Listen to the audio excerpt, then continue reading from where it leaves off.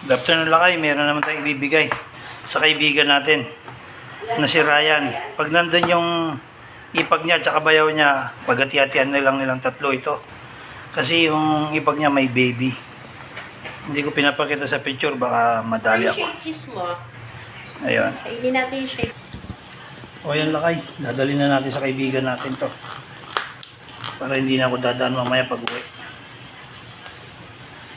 O yan lakay, dadalhin ko muna to. Ibibigay ko muna. Kahapon kasi nakita ko ni Ryan, sinalubong ako. Wala akong dalang pagkain. Sabi ko bukas na lang. Kaya ngayon may dala ko, bibigay ko ngayon to. Wala si Ryan dyan sa pwesto niya. Baka nandito. Tignan natin dito. Tulog ang ating kaibigan. Gisingin pa natin. Tulog siya Kaya ikaw na lang. Thank you Okay. Bigay ko na yung pagkain sa kaibigan natin. Tulog si Ryan Hindi ko na ginising. Yung asawa niya lang. Nandun yung mataba. Wala yung ipag niya, yung mag-asawa. Baka umuwi doon sa kanila. Kaya binigay natin yun. O ayan lakay.